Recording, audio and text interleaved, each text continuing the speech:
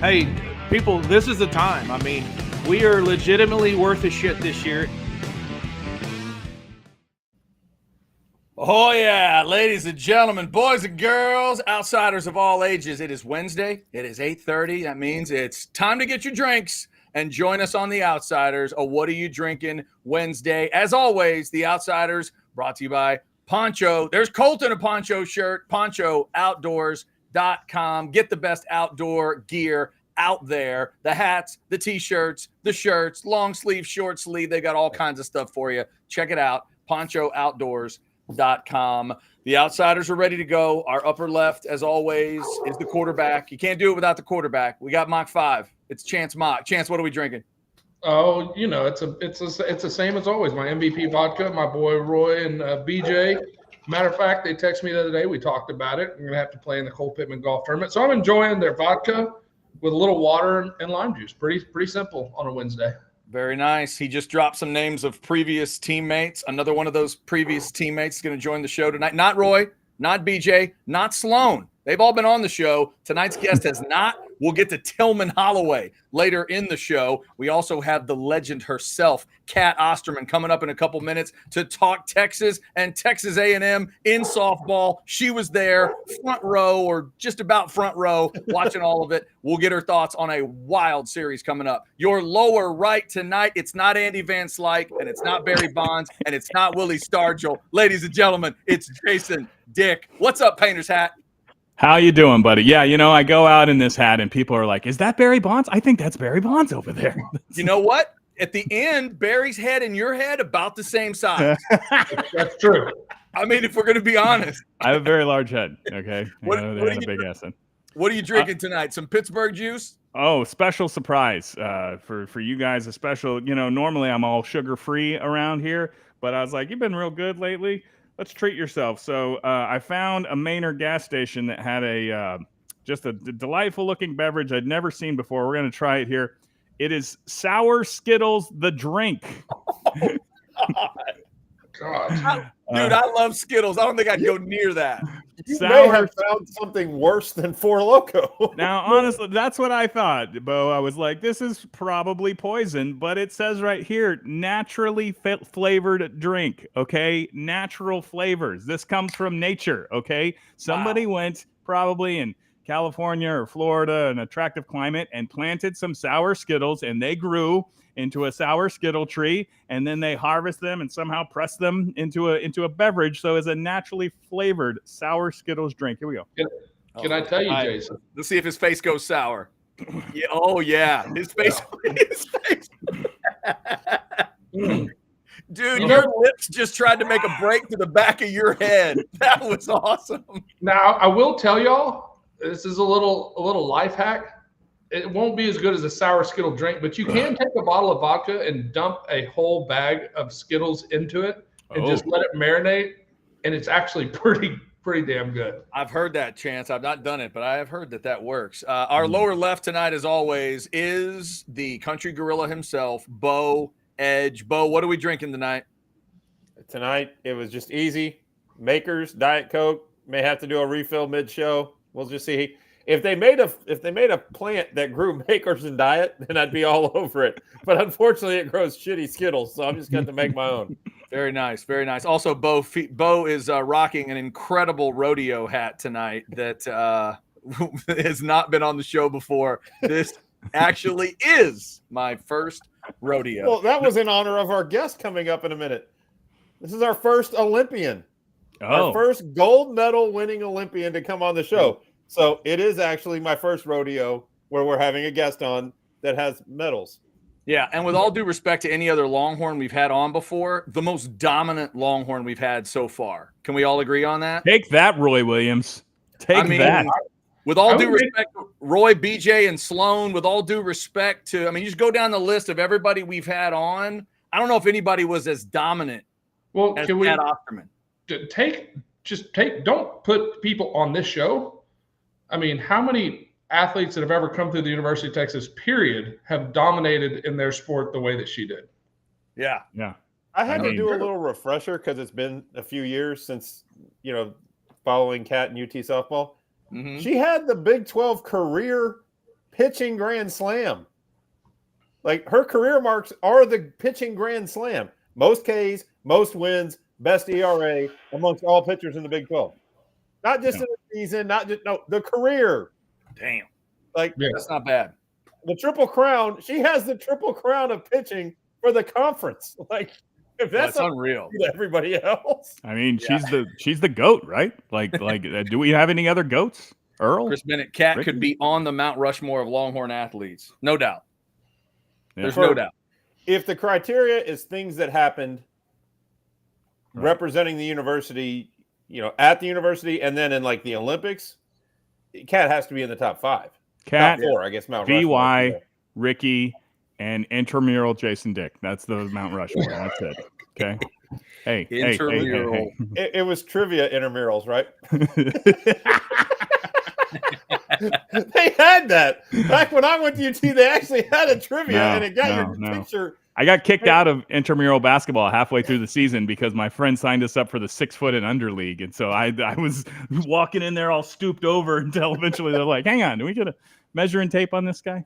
Yeah, I need to get the explanation on. There we go. Oh, I need to get the explanation on this, Jason. That's what I need. What do we got? What do we got here, brother? I was fatter then. What do you mean? Oh, why am I? Kat Osterman, who I believe is joining us in just a moment. Are we stalling? Is that what I'm detecting?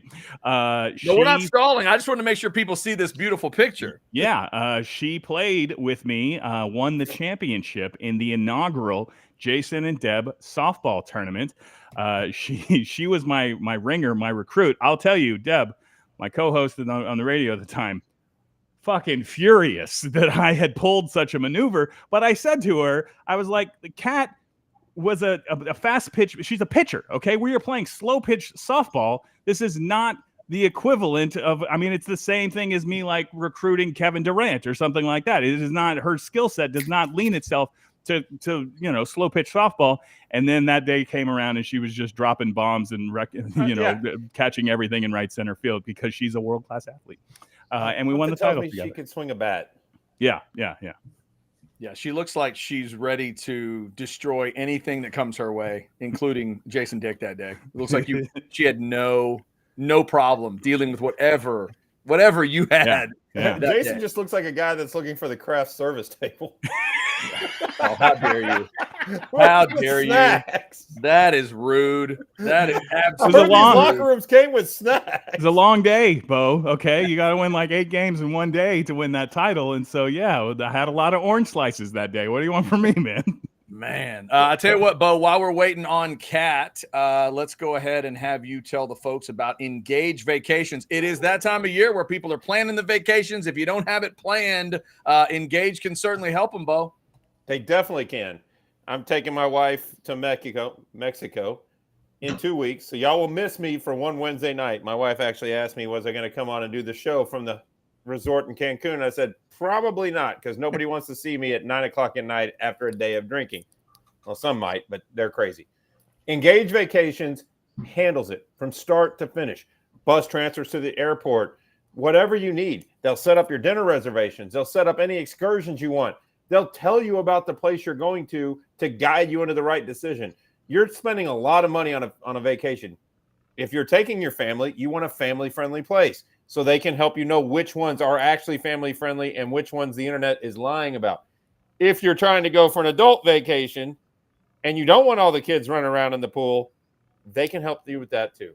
Whether it's the Caribbean, whether it's Fiji, whether it's wherever it is, cruise, Mexico, Australia, a Disney vacation, they are experts in it. That's why you get somebody to do it like Engage Vacations. Scan the QR code, 512-922-3322. That's 512-922-3322. Make your vacation fun. Not work, fun. Let them handle it. It's Engage Vacations.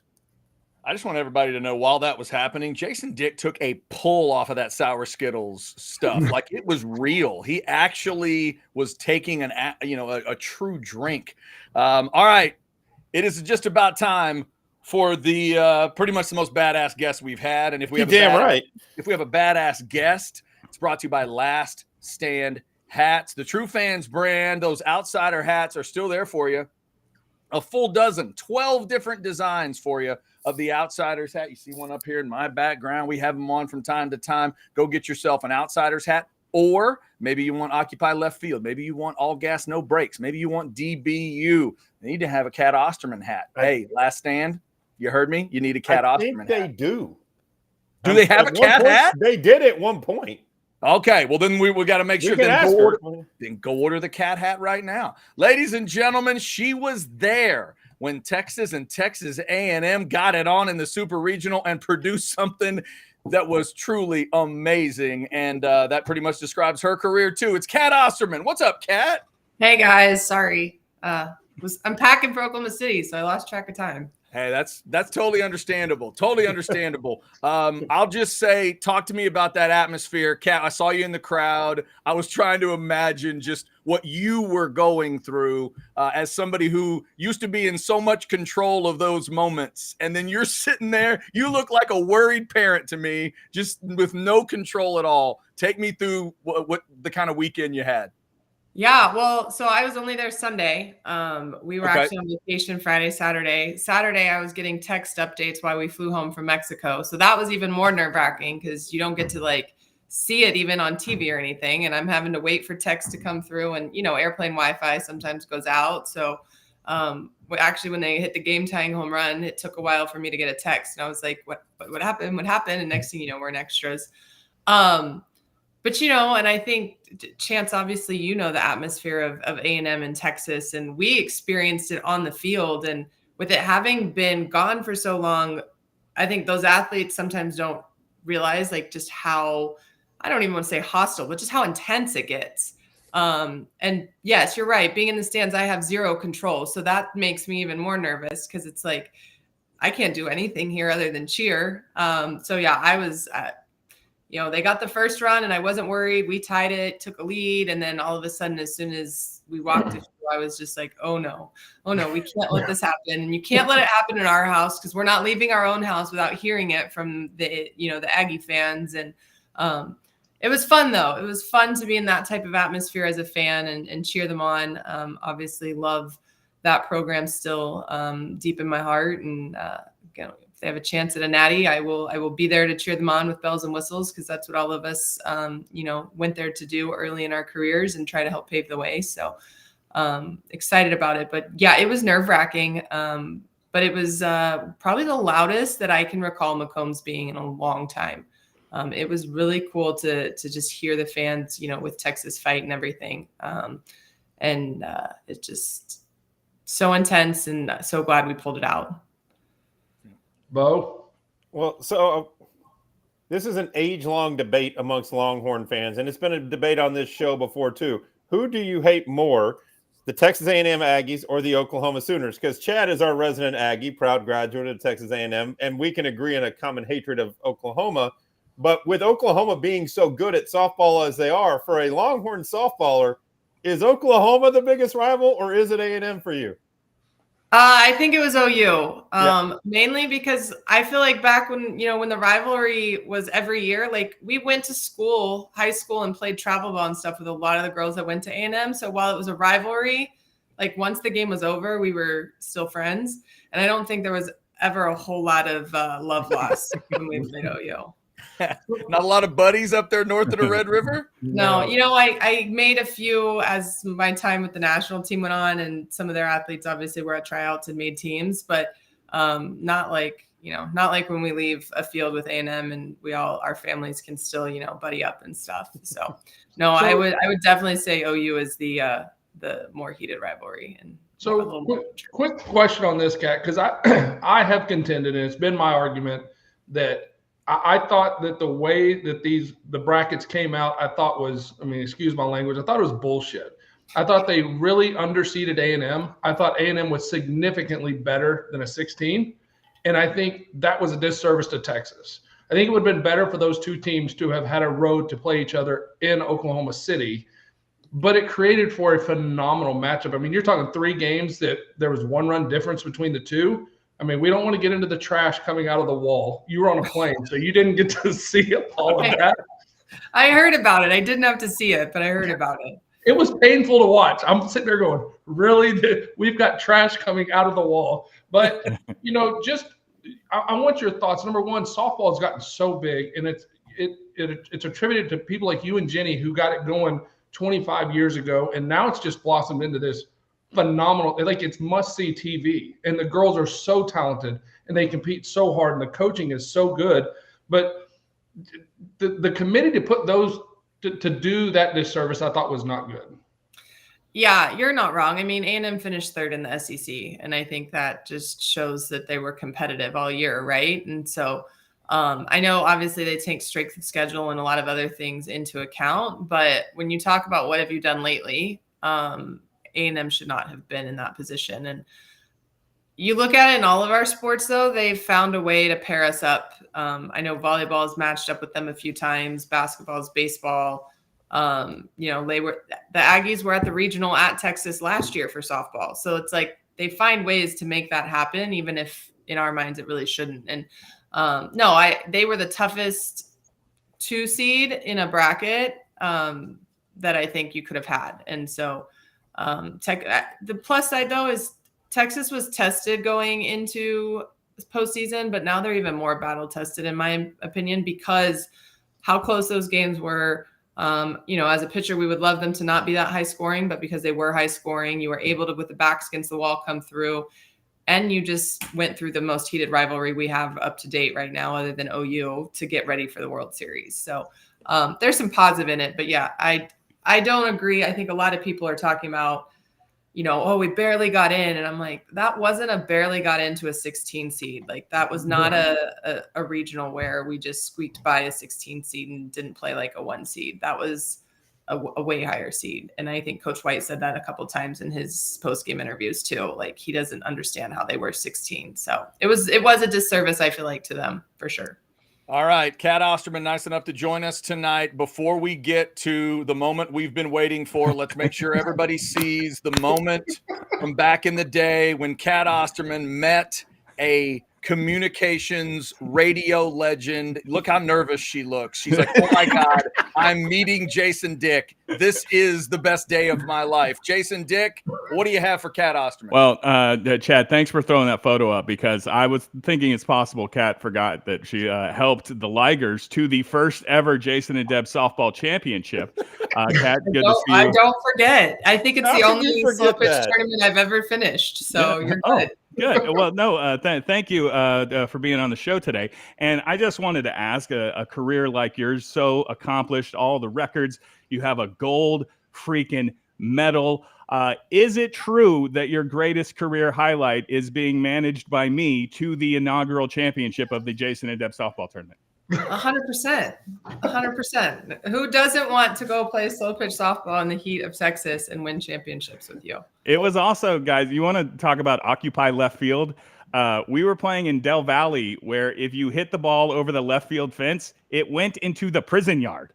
And literal inmates were throwing them back to us. Wow. Are you serious? You're screaming little help to inmates? Yep.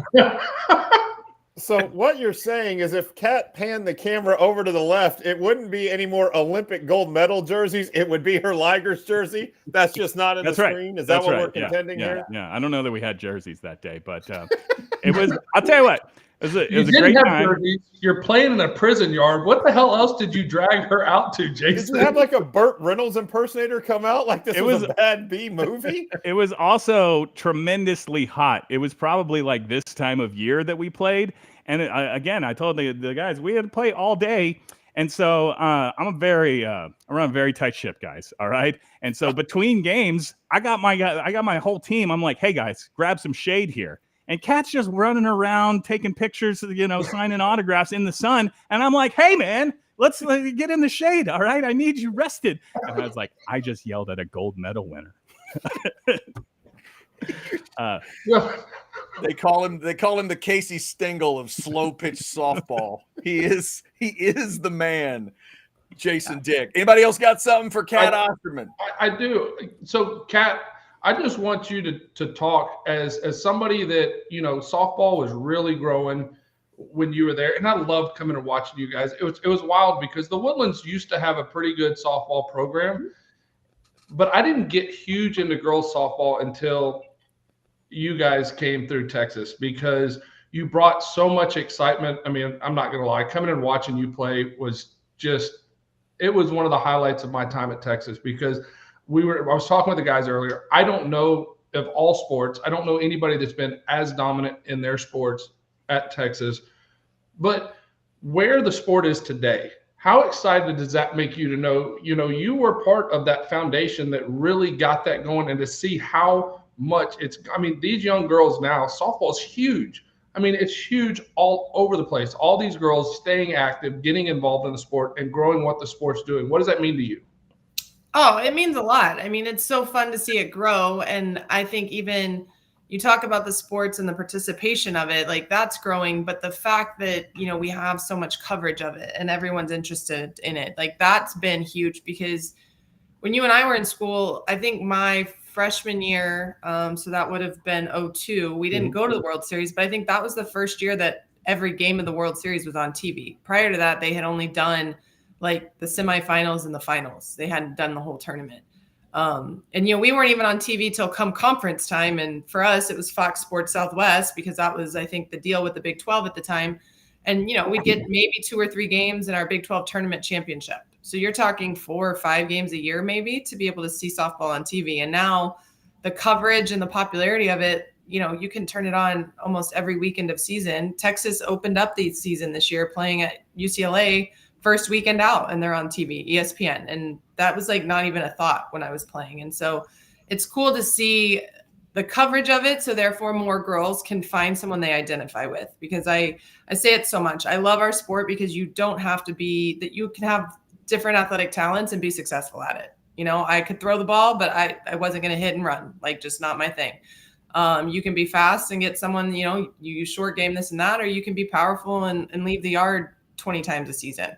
So it's like you can find different ways to be successful in our sport. And I love that girls have that opportunity now to watch and to relate to somebody. And, I got to see it a little bit growing up, but for the most part, we're watching baseball.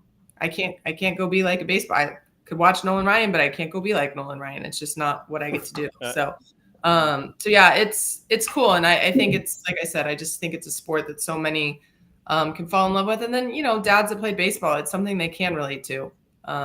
It's still a bat and ball sport. And so I think that's always fun to watch little girls come to the game with their dad. And sometimes for the first time, when I'm commentating with LHN, they'd find me downstairs after I got off the elevator to go home or whatever. It's like, oh, I brought her to her first softball game. And I'm just like, it's cool. You guys get to like bond over this now. And it's a little different, but you'll figure it out and she'll hopefully enjoy it. And so, yeah, it's the popularity and the growth of it is huge. And love that there was a point in time, you say when I was in college, but I think that 2004 Olympic team too was really big on it, because that was right at the height, I think, of at that point of our sport. And so just so blessed to have been part of that and see where it has gone to now. Bo, you got one more? No, we're going to let you go, but you were the female equivalent of Nolan Ryan. To quote Crash Davis, couldn't you have been a little more democratic and get a few more ground balls instead of just striking everybody out? That got a little boring for us watching from the stands.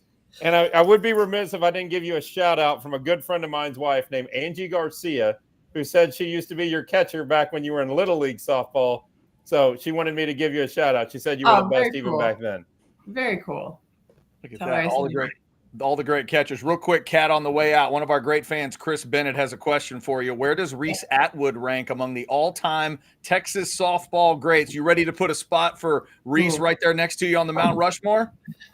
Well, I would like to. I think what you have to wait is see how she finishes out her career. If we're going to say single season, like one season, yes, absolutely. What she's doing is phenomenal right now. And I believe she'll be able to carry this over. So I think by the time we're talking at the end of this, she's going to be one of the best position players to see her to play in our program. I think Janae Jefferson, obviously the other 4-time All-American, is always going to be up there as well. But I think by the time she's done, yeah, easily Reese will be up there.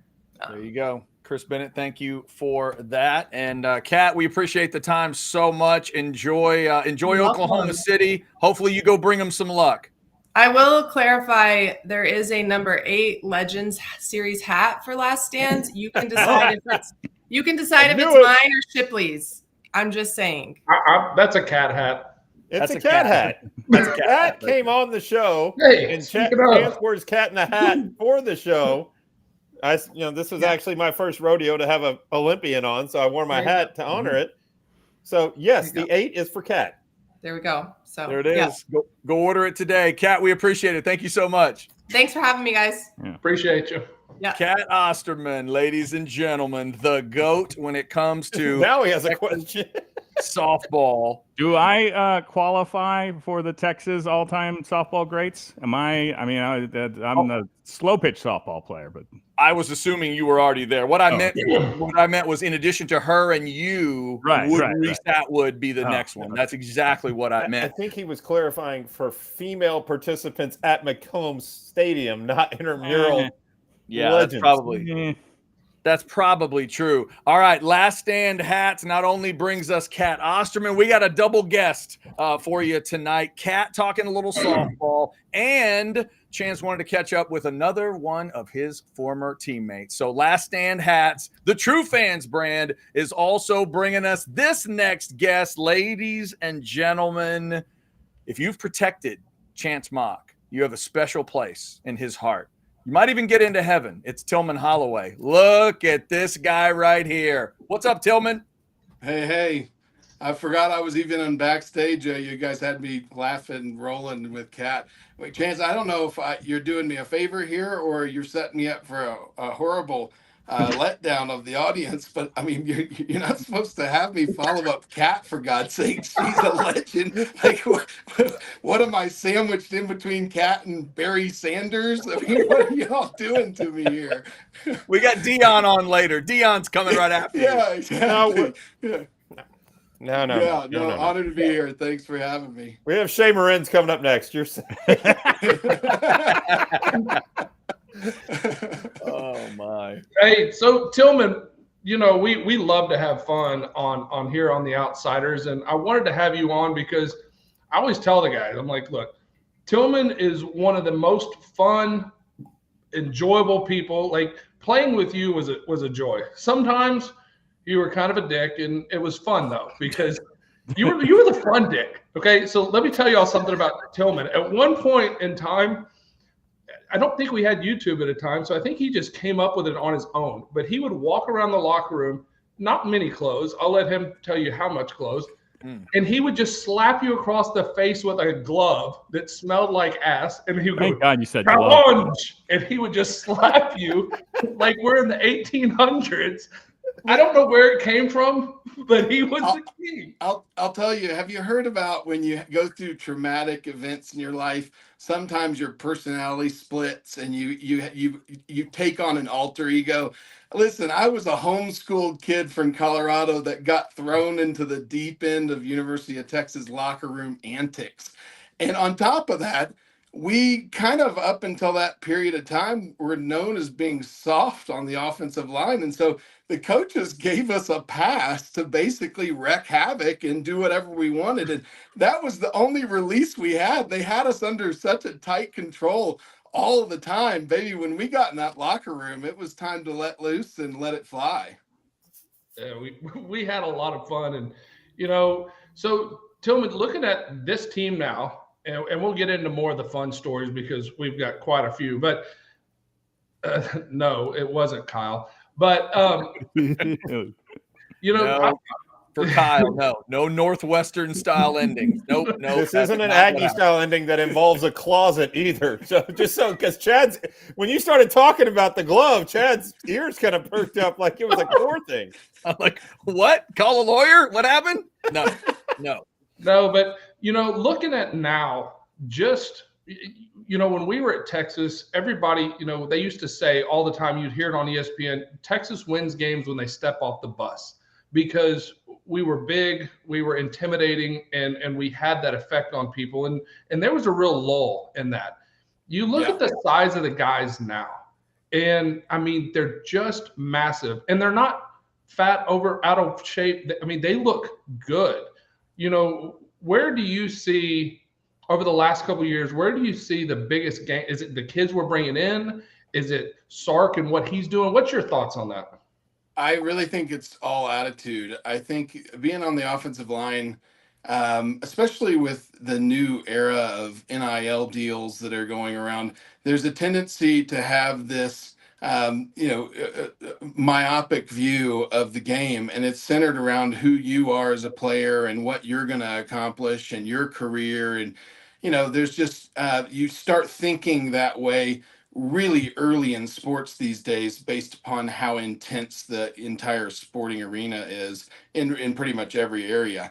And so by the time you get to Texas, there's some undoing of that needs to take place. And it requires a coach that can kill the self and build the team. And that's not very easy, and it takes a lot of guts. And when you have guys that are Heisman Trophy candidates and guys who are making more money than you and or are about to make more money than you as the head coach, you have to do it on a moral high ground basis. And that requires the kids respecting you at a level that's beyond football. And Coach Brown was able to pull that out of his players. Even the kids who didn't see eye to eye with him still respected him. And I still quote Coach Brown up and down the street. He said so many smart things to us over the years that we couldn't grasp in our youth. But now you look back and you're like, man, those were the good old days. And time does fly, but the responsibility and the accountability of being on a team and looking around you and knowing for a fact that the guys are going to perform at the same level, if not above you, that's a special feeling that you don't get many times in life. And that's only, in my opinion, you can only get that when you have someone drawing it out of you. And so that's why you even look at professional sports and you look at guys who are the pinnacle of their profession, the best of their field, the best of their position, whatever it may be. They still have a coach. Why? Because you need somebody taking you to a place that you can't sometimes take yourself.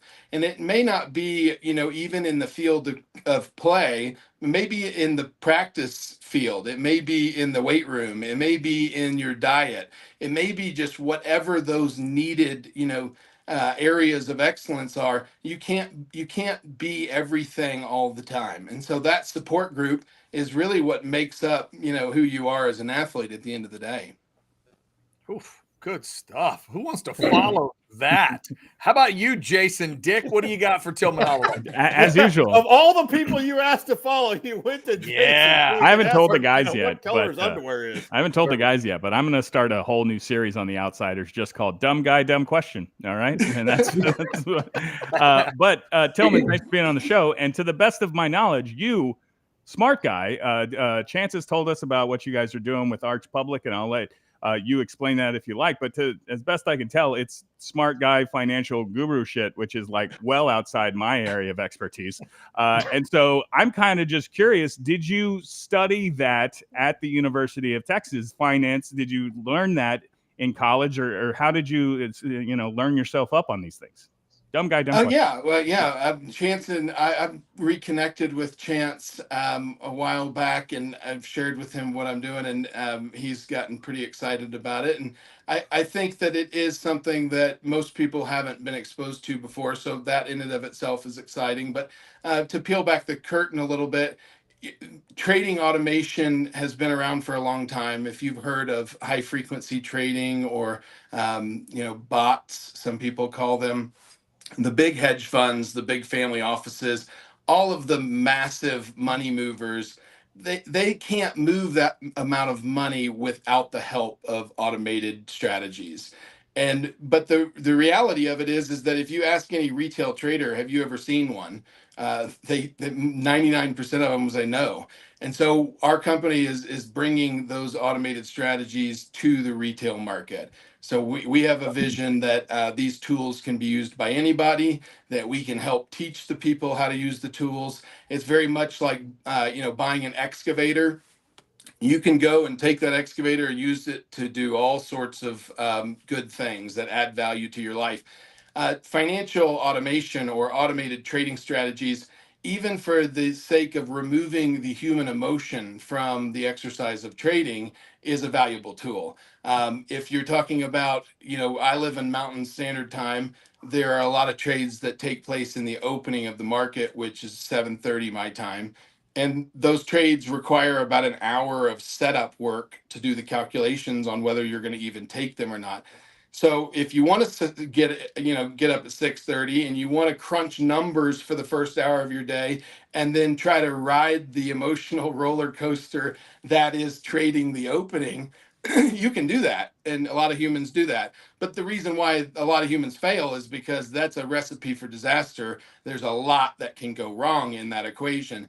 And so our premise is if you can write the rules into software that you come up with as it relates to what your trading criteria should look like, which we do, then you can set it and forget it. And you can sleep through that event and let the software do the work for you and completely remove your capabilities of interfering with what you determine to be a good trade prior to the emotion being involved in the equation. So it's a very cutting edge technology that once you see it and once you play with it, you become as passionate about it as Chance has become. Well, I will. Hold on. You had Jason. He could set it and forget it. Yeah. It gives him the ability to make money without doing shit. That is the Jason Dick motto. Really, the purpose of my question, Tillman, was so that I could once again feel bad about being a radio major at the University of Texas. I was like, this guy's clearly smart, did the right thing. But if you're telling me it's just like, setting your alarm, maybe it's not too late for me. There's a tremendous amount of work that goes into, what that does when it's triggered. So, but that's what the retail consumer needs, right? Something that's easy, that doesn't require them to major in finance at the University of Texas. That's what I did. And, it's not like I took my degree and applied it perfectly. There is no perfect application of a degree. But there are some unique elements to our offering as it relates to day trading with automation, as it pertains to there's very few very highly liquid alternative asset classes. So what I mean by that is, like, most of the time, if you're going to chase yield at a high rate, you're going to have to tie up that principal for predetermined set periods of time, which gives you, it doesn't give you flexibility as it relates to real life and your access to that capital. This allows you to chase high yield in the form of day trading in a tax advantage bracket, which are futures trades. And at the same time, when you make those trades, you're out every single day by the closing bell. So you sleep in cash every night. And if something happens to you the next day that you need that cash instead of trading with it, it's a click of a button and you transfer it from your TradeStation account to your bank account and you use it. So real quick, I hate to interrupt, but Chance Mock, it sounds like all we need is a QR code. Don't get nervous, but Tillman is listening. Anything else you'd like to say about Arch Public? Well, I'll just tell you, everything Tillman said is correct. And all you got to do is hit that QR code right there. If you're interested, they have products that start at just $99 a month. And I'll tell you, Tillman hit on it. And I thought it was pretty funny because when I first started going with him on this journey that is Arch Public, that is the high frequency trading, it's been phenomenal. But the bot did not, or the product did not take a trade for the first week and a half. And I text Tillman and I was like, Tillman, I am tired of having the virgin bot. Would you tell him to quit being scared and go for it? And he was like, no, that is the problem. Take the human element out of it, because what the product is it knows what it's looking for. Okay. So it takes the human emotion out of it. So even though if I was a regular day trader, I'd be looking for trades to place because I feel like I need to do something, but the program doesn't. It's looking at the historicals and at the parameters that have been put in with it, and it's working on its own. You basically wake up and go, did I make money today? Oh, I did. Look at me. I love this. It's a fun journey for sure. We've been having fun together. There you go. If it was Jason's Tillman bot, Holloway I'd be buying joining stock us. in Moon Mist and Cheetos. Hey, we're a sour Skittles family now, guys. All right. This is How far into that bottle are you, Jason? I've put quite a dent in this thing. All right, guys, he's been pulling on that. He's been taking swings out of that thing like he is 12 years old. It's Look, awesome. I'm going to be up till 4 a.m. and I'm going to have diabetes by 4 p.m. So everything's going to be fine. All right. Oh my God. Hey, Tillman, I had a quick question for you. Yeah. There's so many. Every time we've been through Chance's thoughts on the famous 03 Texas Tech game. Give me real quick. Did you start/play? Were you there? Were you rolling in that game? I was. That was my senior year. Okay. And it was.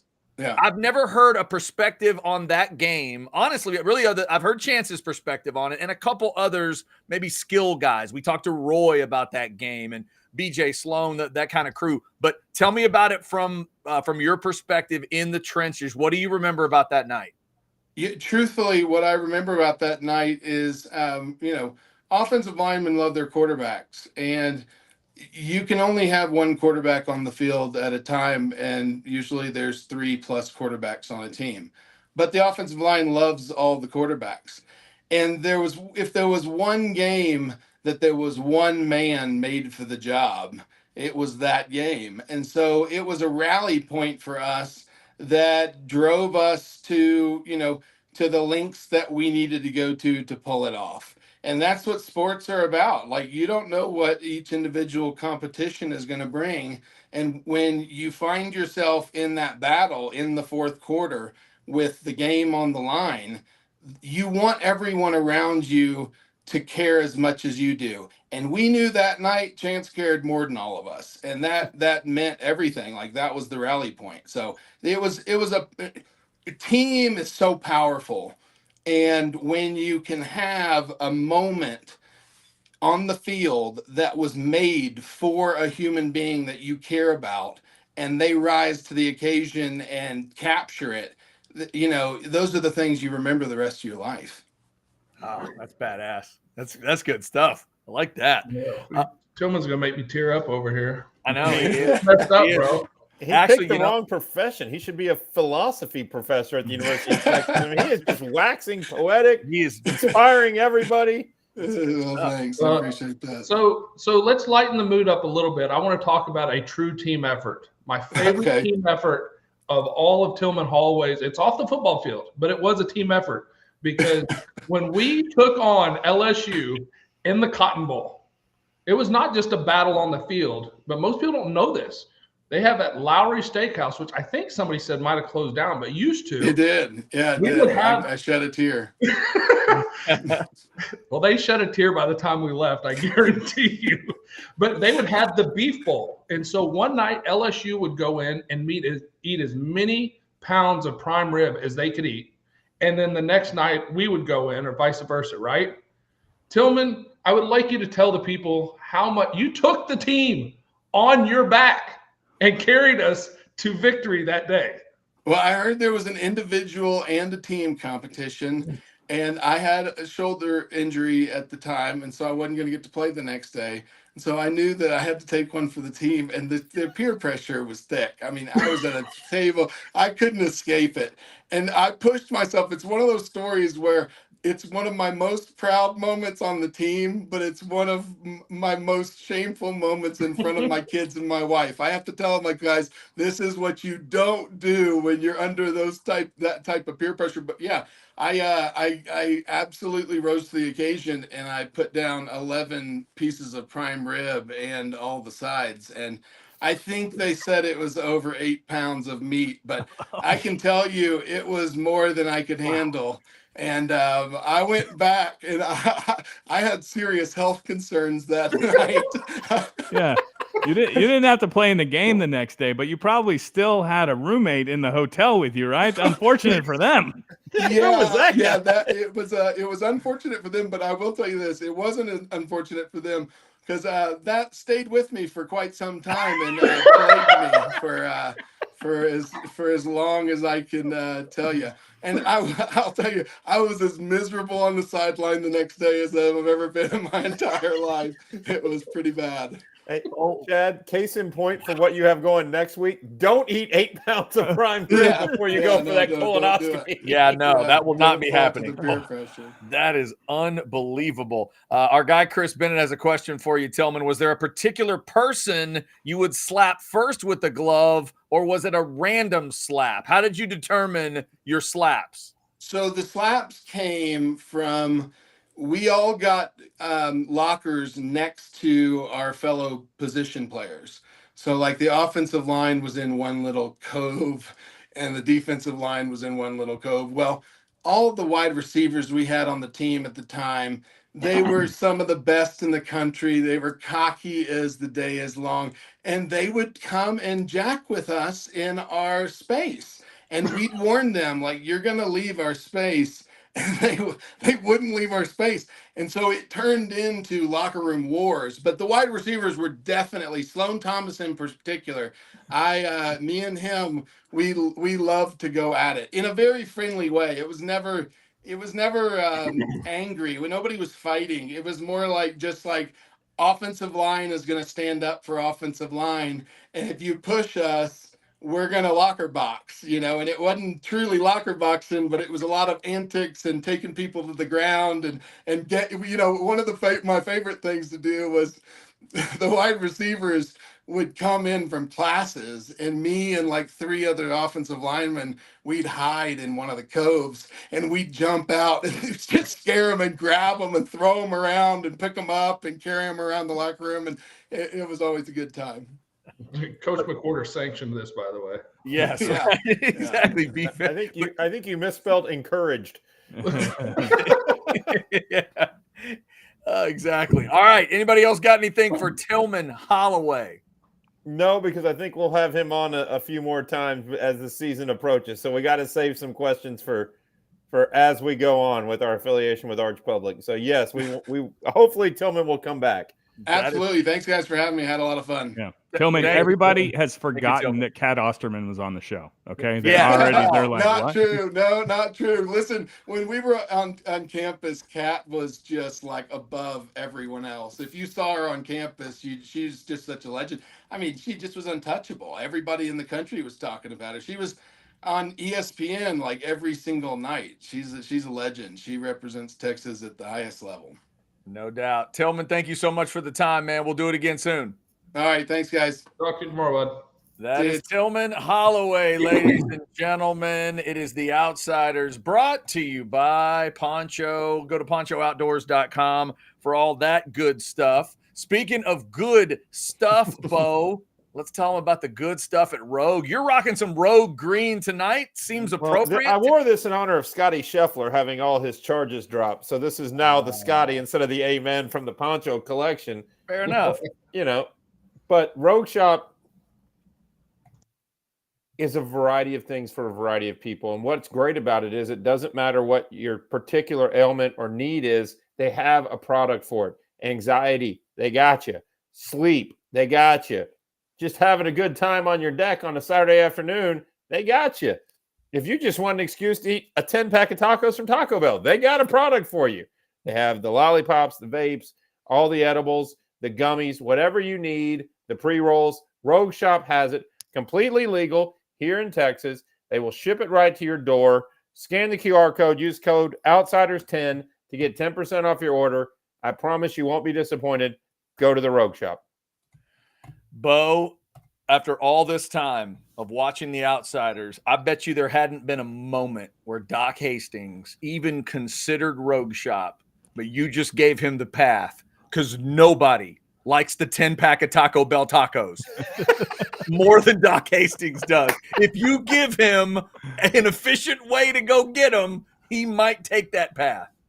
You may have just opened his mind to Rogue Shop. If he liked a 10-pack of tacos, wait until he's had a Rogue Shop product and then the 10-pack of tacos. Completely metamorphosizing. To the people at Rogue Shop, they should name a product Taco Bell 10-pack. Okay, they really should. The Taco Bell tincture. Endorsed by Co Wetzel. So will you take me to Taco Bell? Yes. With your 10-pack. There it is. All right. So earlier on, we did have someone bemoaning the fact that one of their favorite things about the show wasn't going to be on. I don't know why they didn't think it was going to be on. Always on. It's always Never on, leaves and us. Bo's going to always enjoy the same part of it. Dick. Yes, indeed.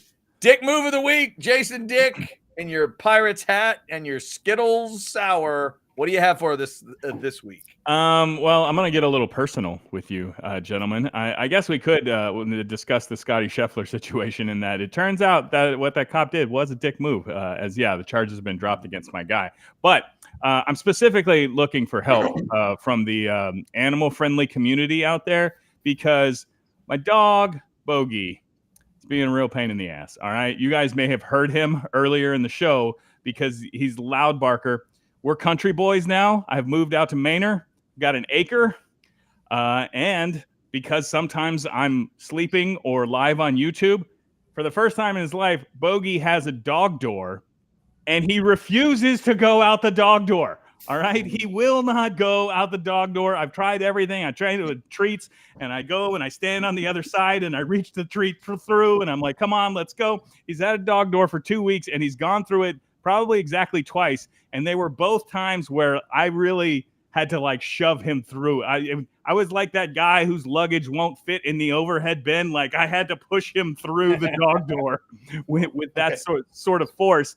And so he just refuses to go out the dog door. He sits at the back, window, and he looks, and there's an acre away. My neighbor's got cows and chickens and goats and horses, and he loudly barks, and he's like, "Let me out so I can go eat a chicken." And I'm like, "There's a door right there. You can leave whenever you want, man. You can leave whenever you want." And he refuses to go through the dog door. So if anybody can help, Jason Dick AF, get at me, please. But Bogey, dick move, man. Hey, Dick move. Yeah. Okay. It really is. Jason, have you tried just putting the Taco Bell 10-pack on the outside of the door? Because that's how we got Doc Hastings to use his dog door. It worked. It worked right away. Like that'd be my advice. Jason, I'm gonna tell you right now. I will need to let Bogey talk to my Bengal named Tiger Woods. I have a Bengal named Tiger Woods, and I put a doggy door in the garage door going out to the garage, and that is where the litter box stays because I don't want a litter box in the house.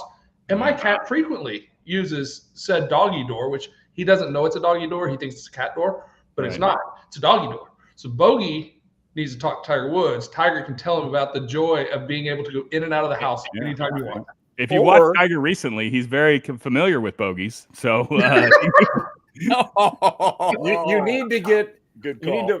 You need to find somebody with a female dog that you could call Bogeyina for about a weekend and let Bogeyina be on the outside. I guarantee you Bogey will go through the doggy door to see Bogeyina. You just haven't found the proper motivation. Right. Okay. It was a different type of treat that I need to offer him. You need to get a doggy tender date for Bogey and that's an outdoor dog zone, and then Bogey will be just fine. Oh, all right. If you've got an attractive female dog for hire, get at me. I'm willing to try anything, guys. All right. It's expensive as dog door. That is a maddening thing when it doesn't happen. I'd help you if I could, but I have 2 male dogs, so Bogey's on. I'm out of the Bogey business. Yeah. There you He's go. also, I got the biggest one they had, and it says it's good for dogs up to 125 pounds. Bogey's like half that size, but he is kind of he's built like Victor Wembanyama, all right? He's all limbs, okay? It's just like his legs. And so, yeah, when I look at it, I'm like, yeah, I wouldn't fit. I don't think you would fit through there either. But I don't know. But it's driving me crazy. Get used to it. It'll take time, but he'll get used to it. Okay. It'll happen. You just got to find the right thing that he loves. And I'll say this. If it doesn't work, I'll gladly take a free doggy door off your hands. My dogs suck, and we don't have a doggy door. We have one of those. We have a sliding glass door, so I got to get up and open it all the damn time. That's what I was trying to avoid. Okay, but if I give it to you, then I just have a hole in my wall. I'm trying to. Your house is still under construction, so it's okay. You can get some. Yeah. Now here's the question, Jason. You said you're out in the country. Is Bogey like a pickup dog? I mean, does he like a good truck? No. He likes Teslas. He probably would. All right, we are the most city country boys you've ever seen, and that I'm still plugging in and driving an electric Tesla every day. But if you knew where I could get a quality pickup truck, maybe that would acclimate him to country lifestyle. I know. You know what? I might know. There is a place that maybe you could go to. You go get a nice truck from Covert Ford, put it on the other side of the doggy door. Bingo, bango, bongo. This is proud more than a Ford from Covert Ford of Austin. Deeply rooted in Texas history, the Covert family has taken great pride for over 114 years. That's why you can always depend on Covert Ford to deliver the best customer experience and a superior selection of new Ford vehicles. Shop online at covertford.com.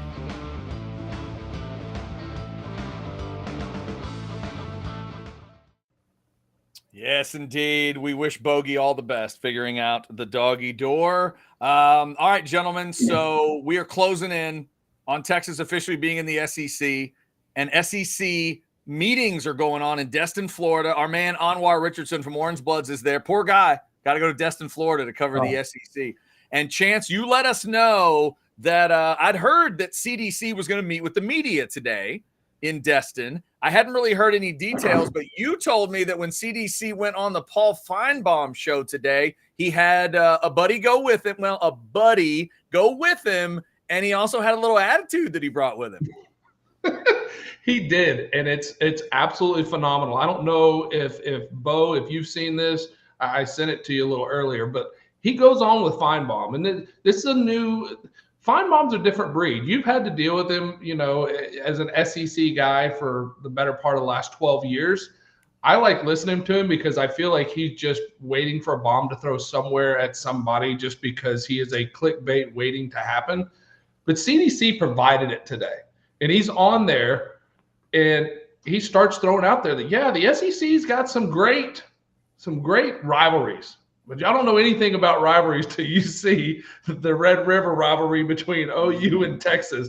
And he threw out, the cocktail party's good, and the Iron Bowl's nice, and okay, but you haven't seen anything like this. And Feinbaum's like, dude, you're not even in the conference yet, and you're coming in throwing haymakers? Yeah, that's good stuff. I'll let the two guys on the bottom comment first. Bo, what do you make of it? Your AD going to Florida and bowing up about Red River. I think it's warranted. Now, I'm not saying Texas, Oklahoma is better than Florida, Georgia, or Florida, Tennessee, or Auburn, Alabama. But I'll tell you this, it's on the level. And having been to a couple of those games and having been to the Cotton Bowl, there is now, our people aren't dumb and kill trees like Feinbaum's listeners, so we don't have that.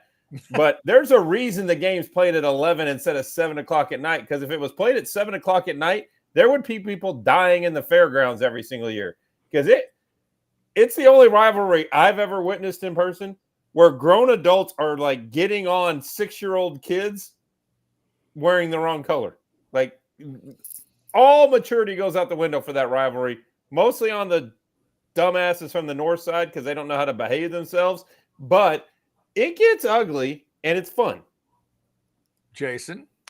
I'm going to say it's refreshing in that position, athletic director, I feel like almost all of them are so compelled to just be diplomatic, to just never say the wrong thing. They would rather just say nothing to you all the time. And so, CDC showing up and saying, hey, your Iron Bowl is cute, but you should come see what goes on at the Cotton Bowl. I was pretty impressed. And I was surprised to hear him go there. I'm not one to speculate on how CDC is enjoying the beach out there, but I tell you this, he called Paul Feinbaum, he called him P-Dub at one point, which I don't even know what there's no W. I don't know what that means. I swear that's what he said, unless I got to go back and listen to it again. No, because that's correct. He says P. He says, you got to give me this one, P-Dub. Yeah, P-Dub. What? He was sitting there with Joe Castiglione, right? The AD from Oklahoma. He can't be P-Dub. He clearly was talking to Paul, and I do think CDC might have had, it may have been a beverage and a half. It may have been 2. He was having a good time. It's not just the fact that we're going to win our 3rd Director's Cup in the last 4 years that make him the best athletic director in the business. It's because he's real. Like, that's the thing. Like, you mentioned it, everybody seems antiseptic and political. CDC can use the verbiage of that kind of stuff, but if you've ever ran into CDC at a stadium, he is the most affable guy. He will talk to you. He will talk to the kids. He will communicate with you. And most of the time, while having a beverage in his hand, I mean, this is a guy that still plays wood bat baseball in a league with, 40 and 50-year-old guys. And I know a couple of guys that play. He has a team. CDC brings a cooler full of fireball shots to the games when the Austin Yardbirds play the other teams. Like, he's just one of the guys. Like, and that's what makes the programs great. And Bo, you can speak to this too, because you know the story better than I do, but I love that he engages with fans in a very impactful way through Twitter. He listens to what the fans are saying. And there was a specific time, I believe it was in left field, and was it a Rudy? What did they put up, Bo? And there was a big issue. And I mean, it was taken care of.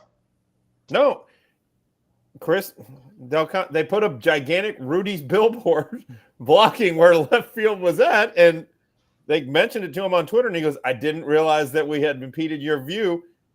If memory serves, and I could be wrong, Del Conte went out there himself with the crew and helped take down the sign and relocate it, because he's like, y'all are part of what our baseball program is. And it's a shout out to left field. It's a shout out to the guys in right field. If you watched the baseball at the end of the season, the players, when they were winning these dramatic games, these one-run games in the bottom of the ninth, they weren't running to the dugout. They were running to left field to be with the people that have been there with them through the roller coaster of this season. And it's been a roller coaster, and there have been injuries, and there have been bad losses, and it may not go well in College Station this weekend.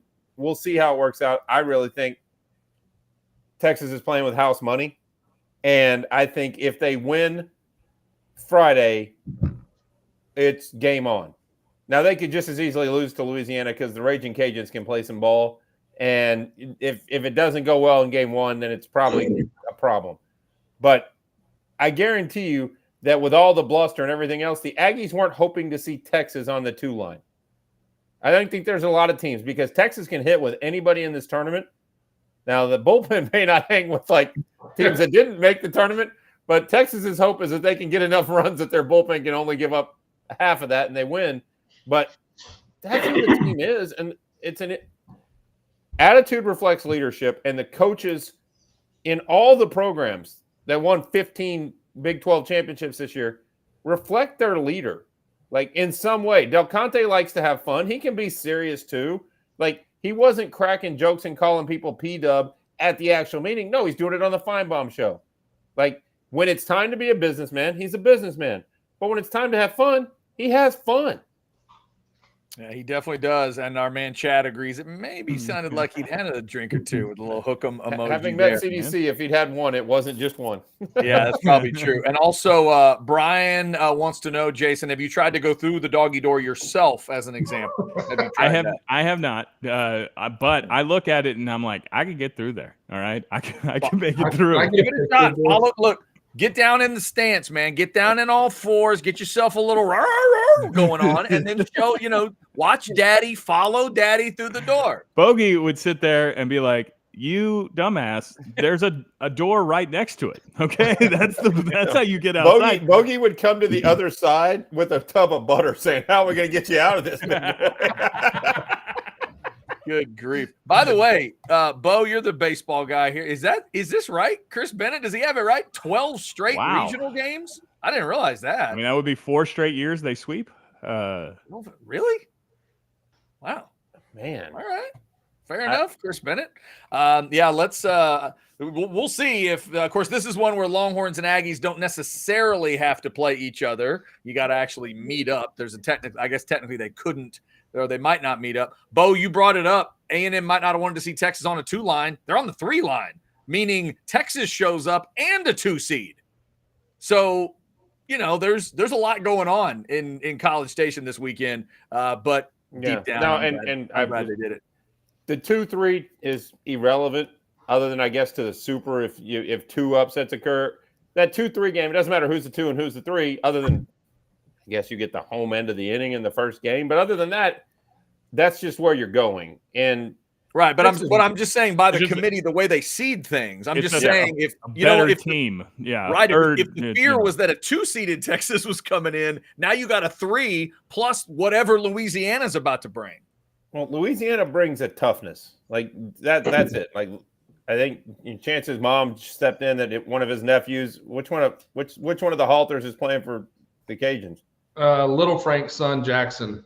Okay. nice. He plays for him. So Little Frank actually played for Texas in the late '90s as well. He was a pitcher, and he was Augie's buddy. They loved each other. It was awesome. So this will be an interesting game. I'll be in College Station on Friday to watch my stepnephew play the Raging Cajuns. This will be the second time they've met this year. They met earlier in the season at the Classic in Minute Maid. Oh yeah, that's right. I Yeah, they did. forgot they met. Yeah. All right. So that'll come up this weekend. Hey, speaking of Mambo, though, y'all are going to get a kick out of this. Mhm. So last night, it was karaoke night at Los Cucos in the Woodlands. Like we're all honorary members of Los Cucos now. Like, Dude, I've got to go to Los Cucos and watch Chance do some karaoke and have a margarita now. I feel like I need to. So I feel like my mother, she might have got there. I got a picture at like 5:15, and she already had one margarita in front of her, and she was waiting on her friends to get there. And then about 9 o'clock, she's sending me pictures she's found like Cotton Bowl rings, and I've actually got Cole Pittman's state championship ring from Evangel. Speaking of Cole Pittman. And then she sends me a picture of this, and she's like, look, I found your One Heartbeat shirt. And I was like, oh, that's cool, Mom. Thanks. So tonight I was having dinner with my mom, and she gave it to me, and she's like, this is your One Heartbeat shirt. I was like, and I looked at it, I said, that ain't my shirt, Mom. And she's like, yes, it is. I kept it. I kept it for you. That's what I do, because if you give it a Chance loses things. But when Mom has it, she keeps them. And I said, Mom, that is not my shirt. Uh-oh. Is that a 10? This is Vince Young's shirt. Wow. You got VY's shirt? Yes. So I don't know how.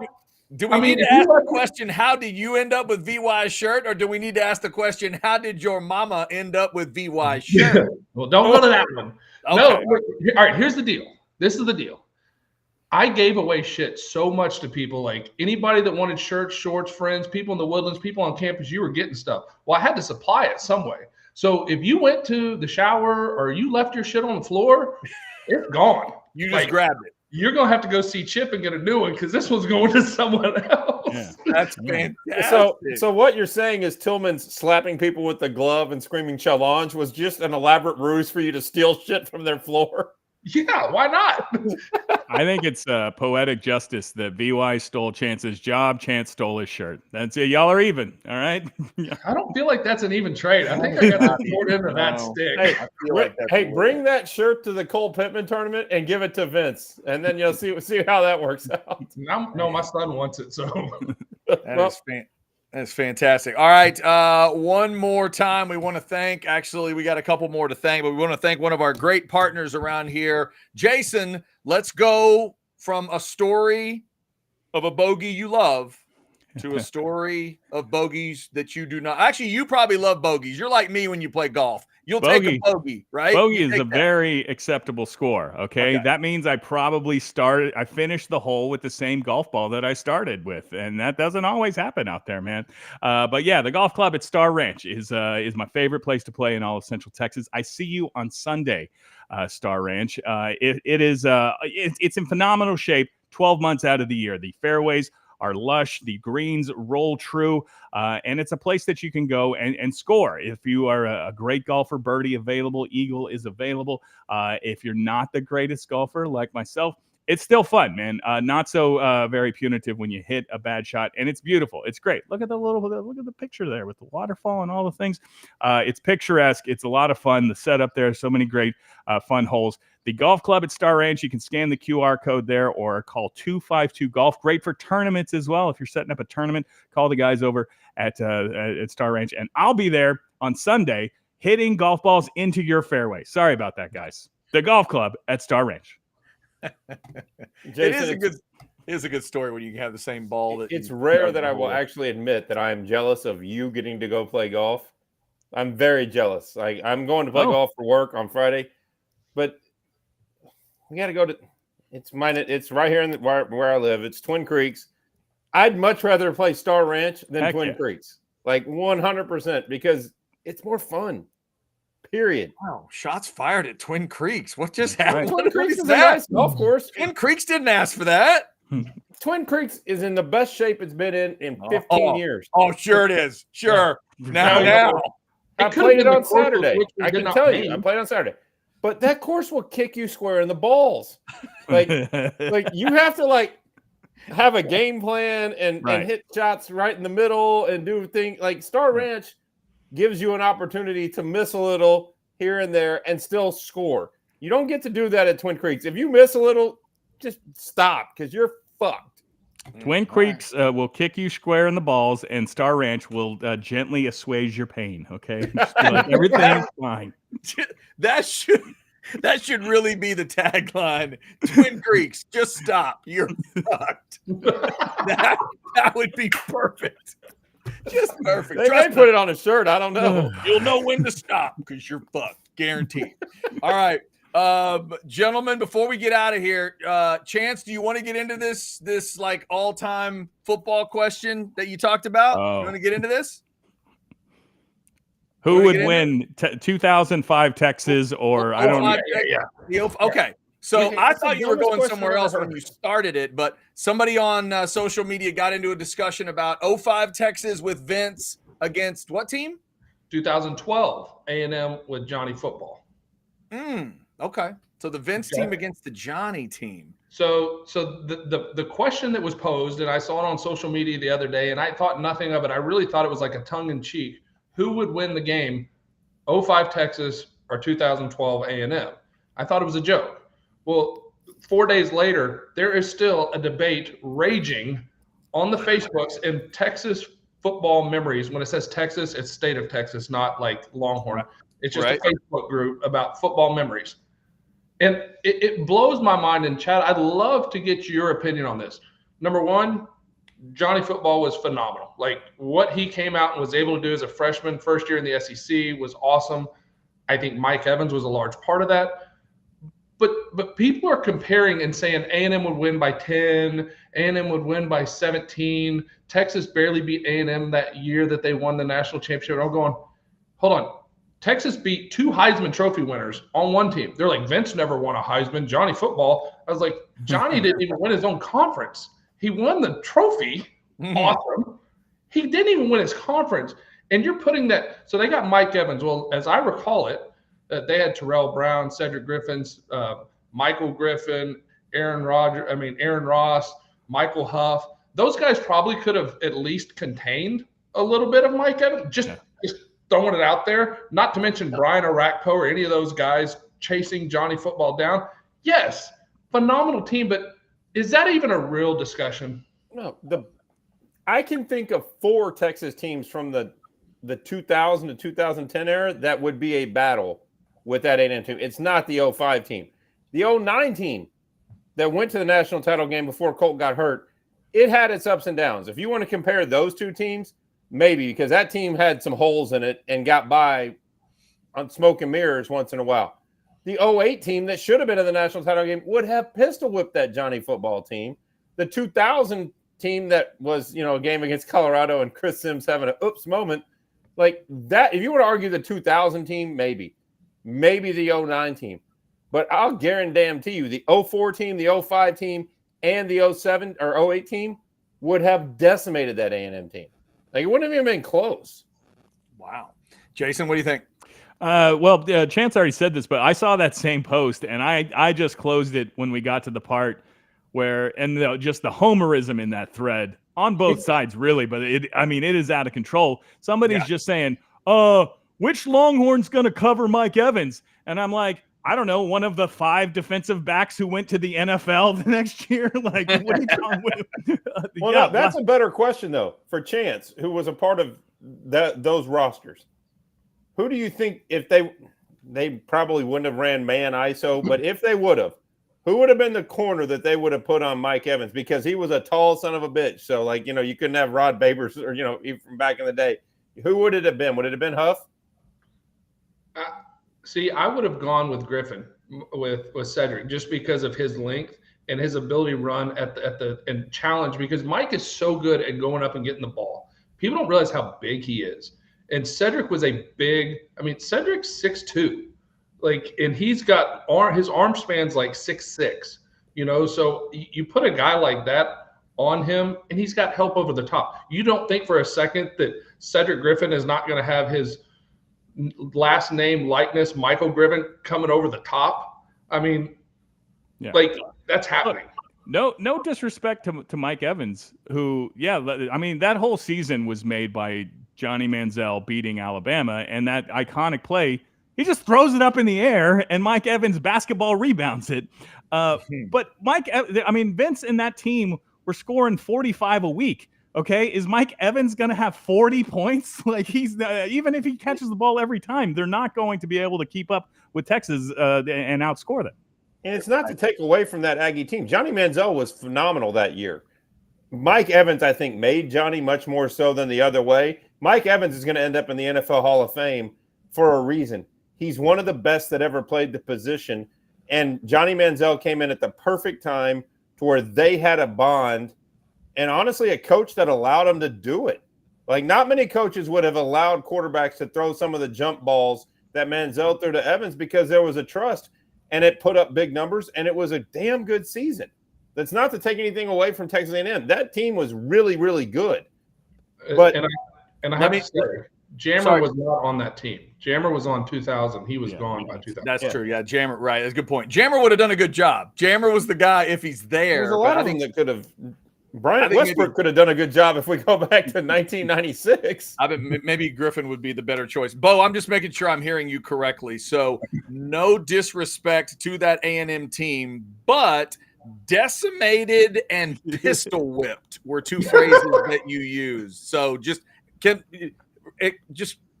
Bo only pistol whips the people he respects. Okay, that's my burnt orange homerism may be coming out a little bit. But Texas and USC has been voted by most pundits as the national championship game of all time. The most exhilarating, with the most NFL talent on one field at one time. And Texas came out ahead of that game.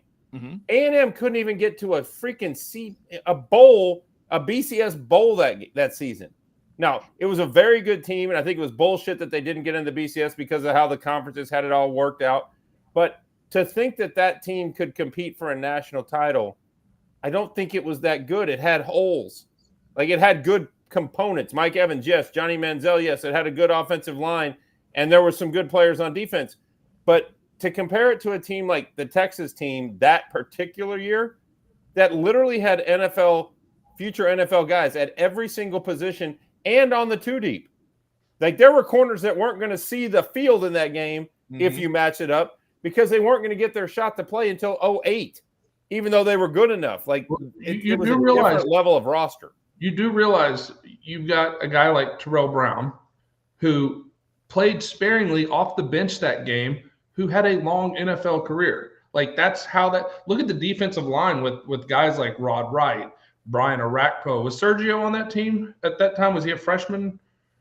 That may have been 06. Not that sure. I think Sergio was 06, and Arakpo didn't play. It was Brian Robinson. Brian Robinson. Sorry. Brian Robinson. So you have Arakpo and Robinson on one side. You got Rod Wright in the middle. The defensive backs that were there, Killebrew, Aaron Harris, that defense was nasty. They went up against a team that had not only Reggie Bush and Lindell White, but they had Jarrett, and then they had Leinart, and they were a high. The backup QB for USC was a multi-year NFL starter. Yeah, Matt Castle never saw the field, and yet he that wasn't a simple. You know who the best person to answer that question might be? The current head coach of the University of Texas, because he was the offensive coordinator, or he was the quarterbacks coach for that USC team, and witnessed it on the field. I guarantee you he knows what kind of talent they had to run into, because that USC team didn't think they could lose to anybody. Yeah, that's a good point. Just real quick. Sorry, I got to make a note. Decimated. All right, there we go. Hey, all right. You know what, Chad? After the baseball series, you might be able to use the term decimated when you're talking about what happens to our bullpen. Fingers crossed that's not how it rolls out, but there is a distinct likelihood that the Longhorn bullpen may get decimated this weekend. Yes, we shall see. All right. Before we head towards the door here, let's give a couple more of our great partners some love. Bo, it is crawfish season. Stuffed Cajun Meat Market can get the folks stocked up. Tell them about They can, and it is not going to be crawfish season for much longer. So if you want your Cajun delicacies, the store is open year-round. They will have the muffalettas. They will have the etouffee. They will have the gumbo. But if you're doing it yourself and you want to try the 9 different kinds of sausage or the 3 different kinds of boudin or the meat pies that Jason loves so much. Meat pie! Exactly. Stuffed foods right there on 620. Stock up. Don't do it on Saturday, though. Don't wait until right before you're going to do it and everything's already been picked over. Go, pro tip, go on Thursday. Go on Thursday and stock up so your party will be the best party. It's Stuffed Cajun Meat Market. That might be the best meat pie yell I've ever heard.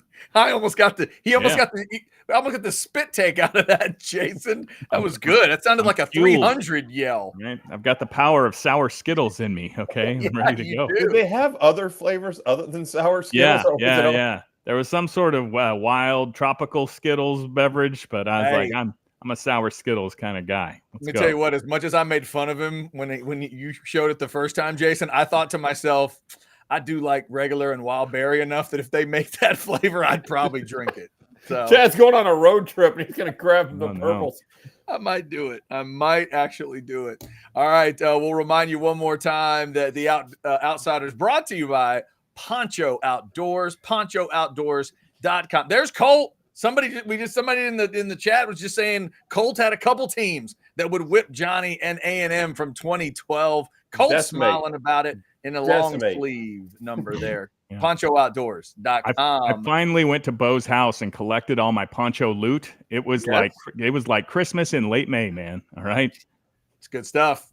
Good stuff. Everybody likes it when Poncho Claus comes to my house. Yeah, that is good. I'm still making a plan to be the only person to wear burnt orange and maroon at the SEC Media Days if I don't get beaten to the ground on day one. We'll see what happens. What day is Media Days?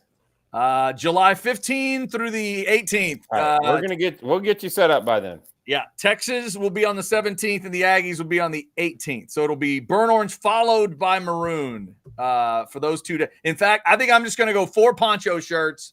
We'll just go black, blue, burnt orange, maroon. That's what we're doing. That's it. PonchoOutdoors.com. Check them out. I got a green one you can borrow if you need a 5th.